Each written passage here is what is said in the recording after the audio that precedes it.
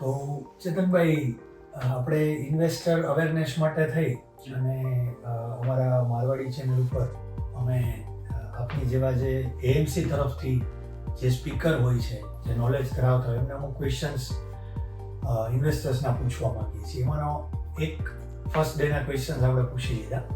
આજે એની આગળના questions retail investor તરફથી જે કોમન આવતા હોય એવા સવાલોના ભાગરૂપે હું તમને ક્વેશ્ચન પૂછવા માંગુ છું કે જનરલી માર્કેટમાં ઇન્વેસ્ટમેન્ટ જ્યારે માર્કેટ અપસાઇડ જતું હોય, મતલબ જ્યારે માર્કેટની દિશા ઉપર તરફ હોય, ત્યારે ઇન્વેસ્ટરને ઇન્વેસ્ટમેન્ટ કરવું સરળ લાગતું હોય. પણ જ્યારે ટર્બ્યુલન્સ, જ્યારે માર્કેટ એકદમ વોલેટાઇલ હોય, જ્યારે કોઈ એવા બનાવોને કારણે માર્કેટ એકદમ ઘટી જતું હોય, અથવા ઘણા સમય સુધી માર્કેટ નીચેની સાઈડ રહેતું હોય, મતલબ ઘટેલું હોય, તો આવા સંજોગોની અંદર ઇન્વેસ્ટર છે એ ખોટા નિર્ણયો લઈ લેતા હોય છે. તો આવા કેસની અંદર કેવી રીતે નિર્ણય લેવો, કયા કયા ફેક્ટરને ધ્યાનમાં રાખવું અને કેટલા સમય માટે એનું ઇન્વેસ્ટમેન્ટ એને નિષ્ફિકર થઈ અને રોકાણ તરીકે રાખવું જોઈએ. So thank you Marwadi once again. અને જે આપનો સવાલ છે હિરેનભાઈ, એ બહુ કોમન અને એક દરેક આમ નિવેશકની એક આ વ્યથા છે, એક ચિંતા છે.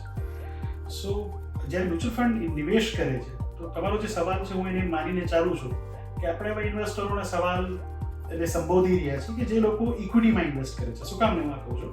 કારણ કે મ્યુચ્યુઅલ ફંડ જે છે એમાં પ્રિડોમિનન્ટલી આપણે જોઈએ એટલે મોટાભાગની જે એસેટ છે ઇક્વિટી અને ફિક્સ્ડ ઇન્કમ, ડેટ જેને કહેવાય છે.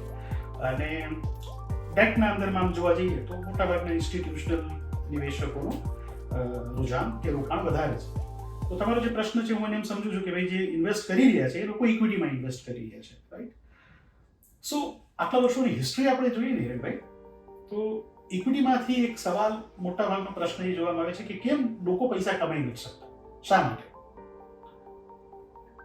લોકો બે જ ભૂલ કરે છે, એક ફિયર અને ગ્રીડ. આ બે જ છે, રાઈટ?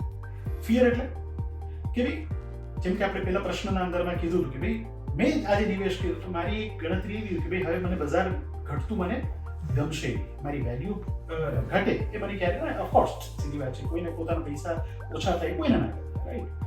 પણ મારી જોવાની જરૂર છે, સમજવાની જરૂર છે જ્યારે હું નિવેશ ઇક્વિટીમાં કરું છું ત્યારે કે ભાઈ હું આ ઇક્વિટીમાં શું કામ આવ્યો છું, શા માટે આવ્યો છું? અને ઇક્વિટીની તમે આપણા ભારત દેશની વાત કરો કે કોઈ પણ દેશની તમે વાત કરો તો એનું જે ગ્રાફ છે ને, તમે ગ્રાફ જોવા જાઓ તો એકદમ સીધી ગ્રાફમાં ક્યારેય નહીં, રાઈટ? એ ઊંચી નીચ થયા રાખે. એમાં મેં ઇન્ડસ્ટ્રીના અંદરમાં 2007ના અંદરમાં પગ મૂક્યો અને ત્યારનો ફેઝ કંઈક અલગ હતો. 2008નો આપણે જે ફેઝ જોયો એ તમે પણ વિટનેસ છો કે ભાઈ કેવી પરિસ્થિતિ આપણે બજારને જોયેલી હતી. પણ શું બજારમાં આજનું એ લેવલ છે? બિલકુલ નથી. તો ઇન્વેસ્ટર ભૂલ ક્યાં કરે છે? અહીંયા જ કરે છે કે ભાઈ જ્યારે બજારના અંદરમાં ખૂબ તેજી જોવે તો એને એમ થાય કે ભાઈ બહુ સારા પૈસા મળી રહ્યા છે, ચાલો પ્રોફિટ બુક કરી લઈએ, રાઈટ? પ્રોફિટ બુક કર્યા પછી પૈસા ક્યાં જાય છે એ મોટાભાગના ઇન્વેસ્ટરને ખબર નથી, કારણ કે ક્યાંક ને ક્યાંક લક્ષ્ય વગરના પૈસા વપરાઈ જાય છે. અથવા ફ્લિપ સાઈડ એટલે કે બીજી સાઈડ એ થાય છે કે તમે નિવેશ કર્યું, 1-2 વર્ષ બરાબર ચાલ્યું, અથવા પહેલા જ વર્ષના અંદરમાં કોઈ કારણસર ઘટાડો આવ્યો તો ક્યાંક રોકાણકારને એમ લાગે છે કે આપણાથી કંઈક ભૂલ થઈ ગઈ છે, આના કરતાં ફલાણી વસ્તુ સારી હતી જેમાં ગેરંટેડ રિટર્ન હતું. ફરી પાછું અમારું આ બાબતને લઈને એક જ લોકોને મેસેજ છે કે દરેક એસેટ ક્લાસને સમજવી જરૂરી છે. દરેક એસેટ ક્લાસના પોતાના ફાયદા નુકસાન બંને છે. ક્યારેય એવું નથી બનતું કે કોઈ એસેટ ક્લાસ હંમેશા એક સમાન પરફોર્મન્સ આપે. ફિક્સ્ડ ઇન્કમ જે ડેટ કે જેને આપણે બીજી ભાષાના અંદરમાં એમ કહીએ, કદાચ હું એફડી તરીકે પણ એને સંબોધું તો એના એક ફાયદા નુકસાન અલગ છે. ઇક્વિટીના અંદરમાં જે તમે ઇન્વેસ્ટ કરો છો ત્યારે એમ માનીને ચાલો કે મારો ઓછામાં ઓછો ગાળો 7 વર્ષ અને એનાથી વધુ છે. હવે સવાલ આવે છે કેમ 7 વર્ષ, કેમ 2 વર્ષની, કેમ 3 વર્ષની, કેમ 5 વર્ષની, રાઈટ? તો 7 વર્ષ એટલા માટે છે કારણ કે બજારની આખી જે સાયકલ છે, તેજી મંદીની જે સાયકલ છે, એ આટલા વર્ષોનો ઇતિહાસ એવો કહે છે કે 7 વર્ષે આખી સાયકલ ફરી જતી હોય છે, રાઈટ? એટલે લોકો પૈસા બનાવે. પણ હા, તમે હું ફરી ગોલને લિંક કરીને કહીશ કે ભાઈ તમારા ગોલ લાંબા ગાળાના ગોલ છે, એટલે એવા ગોલ કે જેના અંદર ઓછામાં ઓછા 7-8 વર્ષનો તમારી પાસે સમય છે.